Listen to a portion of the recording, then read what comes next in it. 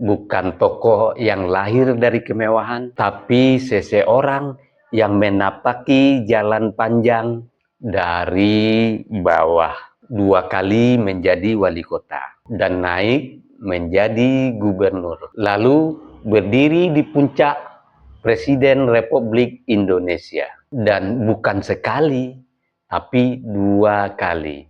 Bahkan kalau undang-undang mengizinkan, bila nanti mencalonkan lagi, pasti terpilih lagi. Itu keyakinan saya. Bebas-bebas saja soal keyakinan. Dan yang menarik, bukan saja soal pencapaiannya, tapi satu hal yang sulit dibantah. Dalam setiap pertarungan, ia tidak pernah kalah.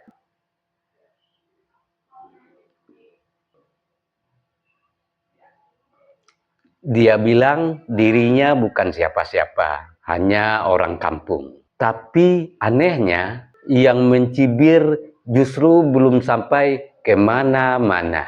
Sebentar lagi saya bahas. Bismillahirrahmanirrahim.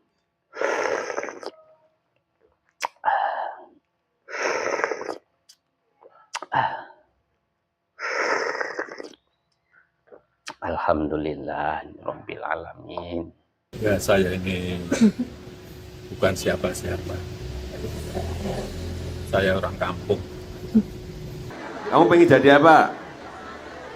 Pengen cita-citamu pengen jadi apa? Siap, jadi Bapak Jokowi menang di pemilu 2019.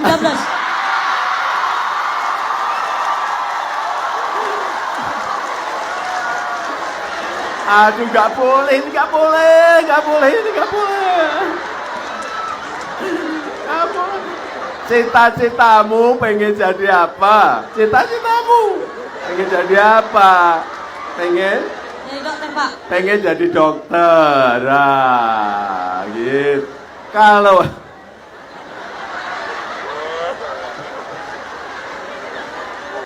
Pak, waktu saya kalah, saya ingat Bapak ke rumah saya.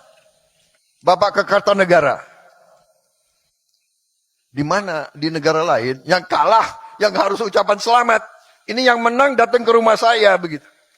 Saya ingin bicara apa adanya. Saya bicara dari hati saya.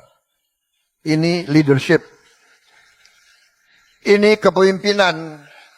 Ini kenegarawanan, dan ini tidak sering terjadi di mana-mana. Tidak sering terjadi. Dan saya keliling kemana-mana, Pak. Tokoh-tokoh luar negeri selalu bertanya, kok bisa? Kamu kan 2 kali dikalahkan.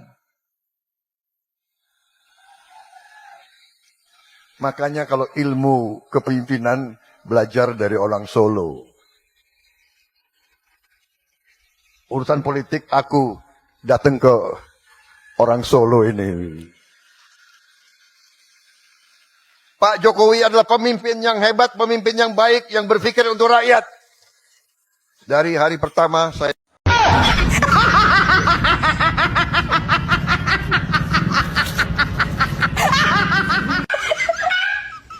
Ternyata Pak Jokowi, dibalik sikapnya yang adem, dibalik sikapnya yang kelihatan tidak memperlihatkan diri orang yang pinter, bukan hanya menguasai semua hal dalam melakukan pengelolaan pemerintahan dan keberanian melakukan eksekusi dengan cepat dan tepat serta berani mengambil resiko. Tetapi hari ini secara politik dia tumbuh menjadi presiden yang terkuat dalam sepanjang sejarah Indonesia. Di menjelang akhir masa jabatan, biasanya presiden itu mengalami penurunan kepercayaan, kemudian bulian tidak berhenti, citra yang sudah mulai redup.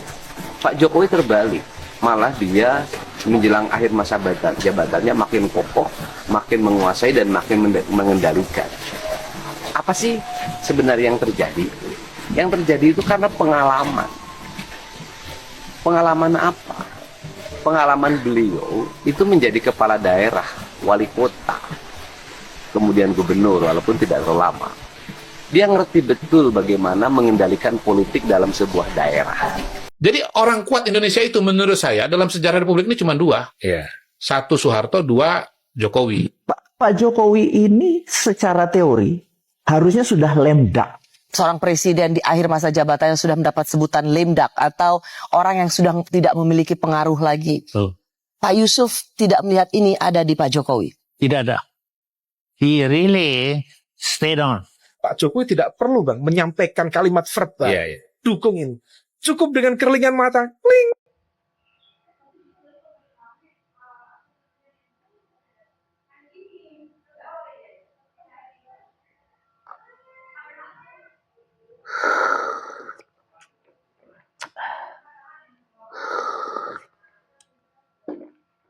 Saya bukan siapa-siapa. Saya orang kampung. Kalimat sederhana itu keluar dari mulut seorang Joko Widodo. Bukan pejabat biasa, bukan tokoh yang lahir dari kemewahan, tapi seseorang yang menapaki jalan panjang dari bawah.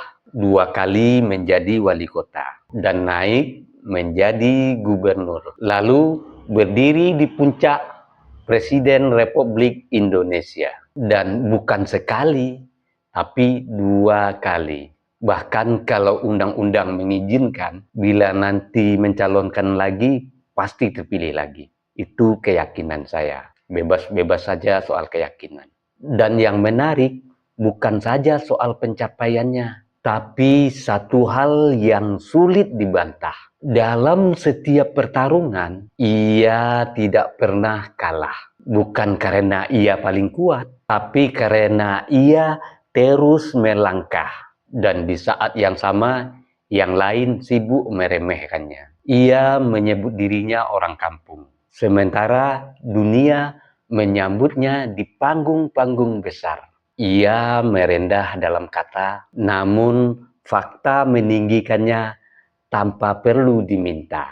Dan di titik ini, kita melihat sesuatu yang unik. Semakin ia tidak mengaku hebat, semakin nyata kehebatannya. Sementara di sisi lain, ada yang sibuk mencibir, ada yang sibuk merendahkan. Namun, jejaknya tak sebanding dengan kata-kata yang dilontarkan. Jika orang kampung bisa sejauh ini, lalu yang merasa lebih pintar, lebih hebat, lebih layak, sudah membuktikan apa?